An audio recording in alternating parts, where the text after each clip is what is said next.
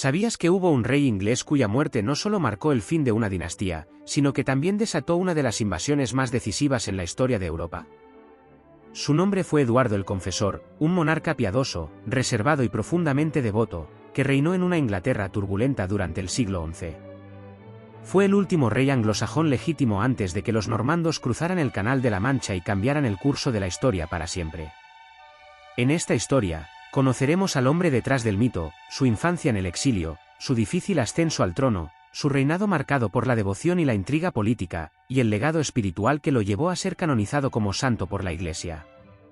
Prepárate para descubrir una vida tejida entre la fe, el poder y el destino. Eduardo nació alrededor del año 1003, en medio de uno de los periodos más convulsos de la historia inglesa. Era hijo del rey Etelredo II, conocido como el Indeciso, y de Emma de Normandía, una princesa de sangre normanda. Pero cuando Eduardo aún era un niño, Inglaterra fue invadida por el brutal rey vikingo Sven Forbear. Las constantes incursiones danesas pusieron en jaque la estabilidad del trono, y la familia real tuvo que huir. Así, Eduardo y su madre encontraron refugio en Normandía, tierra natal de Emma. En ese exilio forzoso pasaría más de 25 años de su vida. Una tierra extranjera se convirtió en su hogar, y la cultura normanda en parte de su identidad. Creció rodeado de monjes y caballeros, desarrollando una profunda religiosidad y un carácter introspectivo. Era un príncipe sin reino. Un heredero apartado de su destino.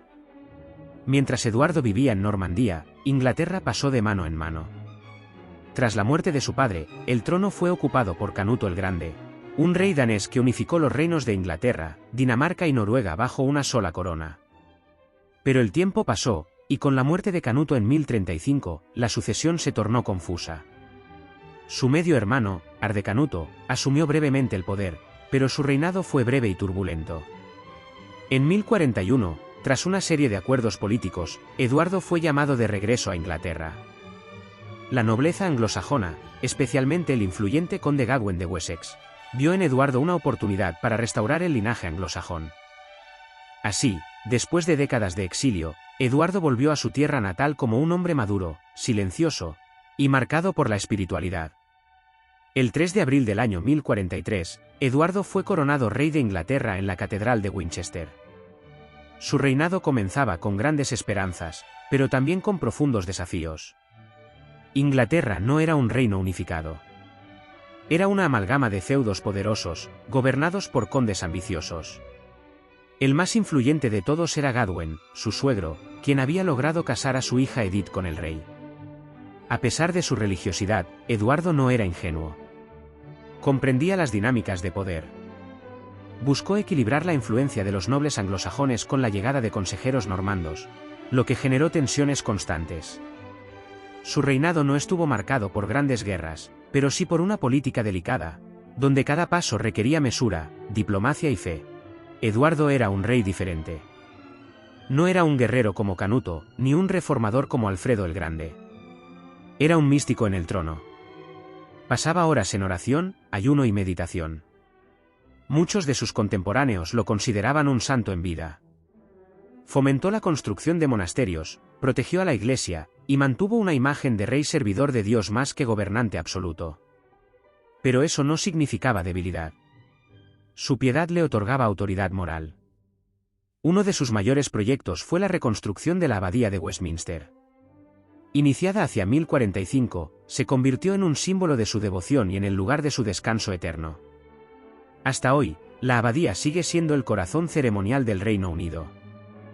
La convivencia entre los consejeros normandos traídos por Eduardo y la poderosa familia de Gadwen generó una lucha silenciosa pero constante.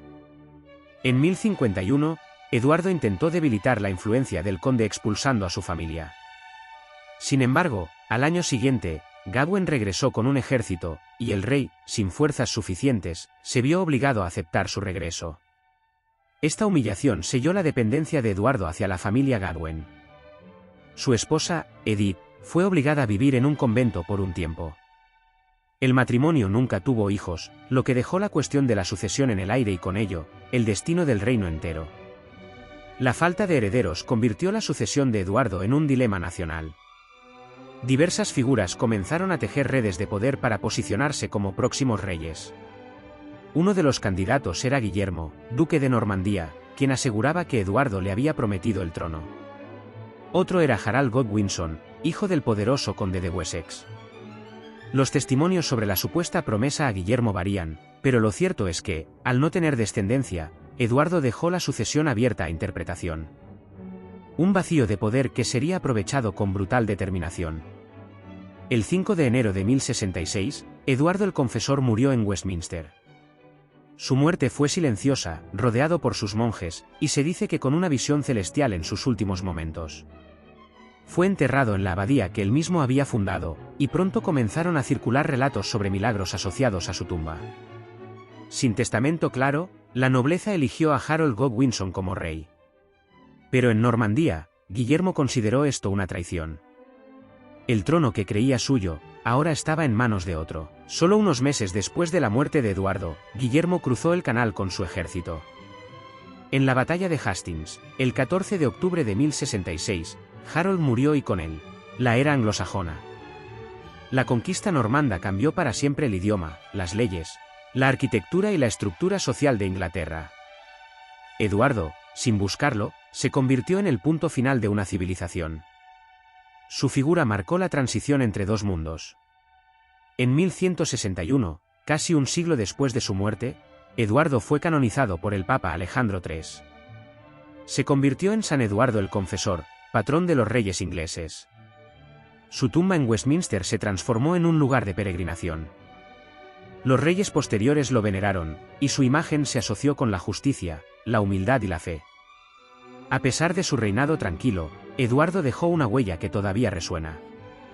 No por sus conquistas, sino por su espíritu. Fue un rey que gobernó con el corazón más que con la espada. Eduardo el Confesor no fue el más fuerte, ni el más influyente de los reyes ingleses. Pero fue el último eslabón de una cadena milenaria. Su vida fue el crepúsculo de una era que se extinguió con el estruendo de la batalla de Hastings. Y sin embargo, su figura perdura.